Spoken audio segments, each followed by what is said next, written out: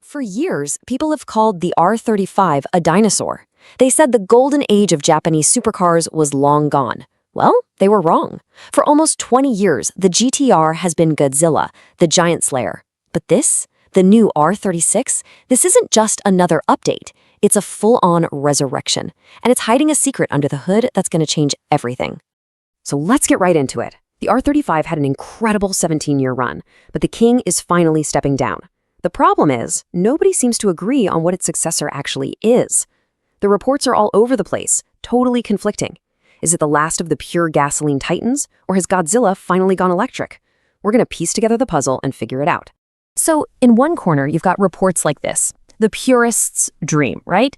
They're saying Nissan is sticking to its guns, keeping that legendary 3.8-liter twin-turbo V6, the one hand-built by a single Takumi master. This theory says the R36 will be the last of a dying breed, a final roar of defiance against the electric revolution.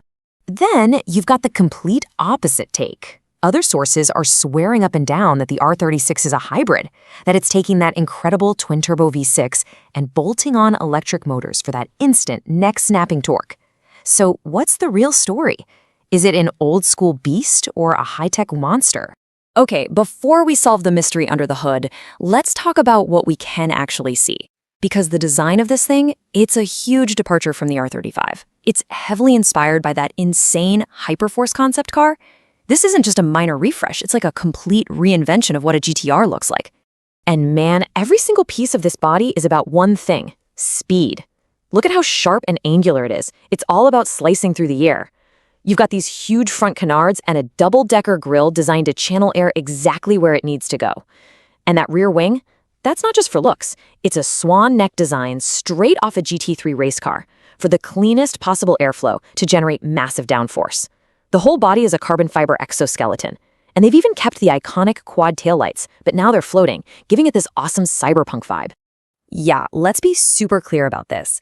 Nothing on this car is just for show. Every single vent, every single wing, it's all there for a reason.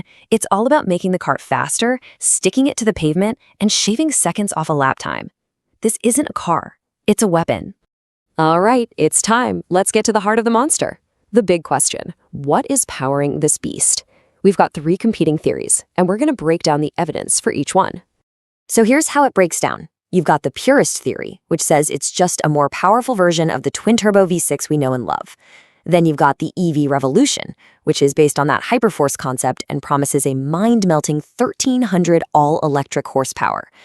And finally, you have the hybrid monster, which is what the insider leaks are pointing to, a combo of the V6 and electric motors that could push the Nismo version to over 800 horsepower.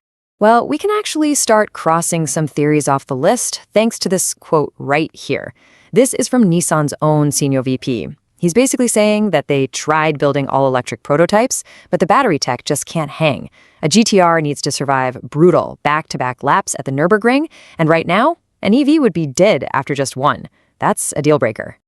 And he doubles down on that point right here. He says a full EV just isn't authentic. It can't deliver that raw, relentless performance that defines a GTR. It just wouldn't feel right. So that pretty much kills the idea of a 1,300 horsepower all-electric R36, at least for now. So after all that, the evidence is overwhelming. The R36 is going to be a hybrid monster. And honestly, it makes perfect sense. You get the best of both worlds. The electric motors give you that insane instant torque right from a standstill, completely killing any turbo lag. But you still have that fire-breathing V6 screaming all the way to redline. It's evolution without losing the car's soul. Okay, so we've settled the powertrain debate. But if you think that's the wildest part about this car, you are not ready for the interior, because what Nissan has done with the cockpit is a full-blown revolution. This quote from New Car Insider just nails it. When they say the inside is a video game, they mean it literally.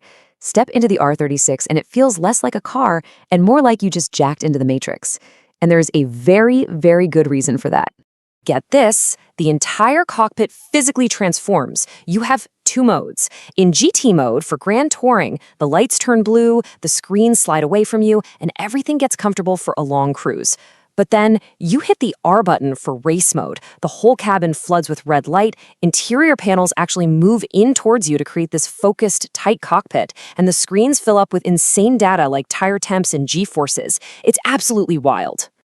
And here is the mind-blowing part. The entire system, the graphics, the menus, the data displays, was co-developed with Polyphony Digital. Yep, the people who make the Gran Turismo video games, the people who basically taught a whole generation of us how to drive, are now designing the inside of a real-life supercar. That is a total game changer. So you've got a hybrid monster with a video game cockpit. The question is, how does this new Godzilla stack up against the competition? Let's take a look at the battlefield it's about to step onto. Let's just talk about the raw numbers for a second, because they're pretty staggering. The rumored 800-plus horsepower for the top dog Nismo model, well, that doesn't just put it in the same league as its rivals. It puts it in a league of its own. I mean, look at that. It absolutely dwarfs the Porsche 911 GT3 RS and the Corvette Z06. That's not a small gap. That is a massive performance advantage.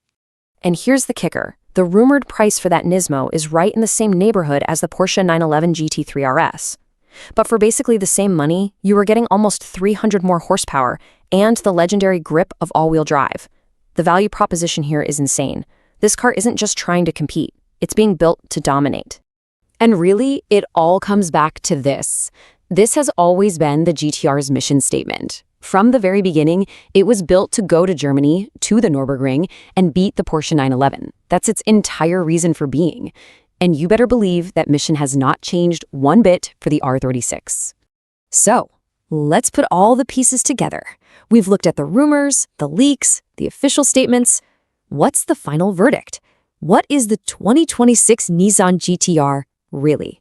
The new Godzilla is a hybrid supercar combining that classic V6 soul with a blast of electric fury. It's an aero weapon, where every single line is designed for the track. It's a gamer's ultimate fantasy cockpit brought to life. It is, now more than ever, an unapologetic Porsche hunter, built to be the king of the ring. It's an icon, totally reborn. So that brings us to the biggest question of all, the one everyone's going to be debating. For a car that was always defined by its raw mechanical power, does adding electric motors make it better, or does it dilute what made it special? Is a hybrid GTR still a true Godzilla? Let me know what you think in the comments.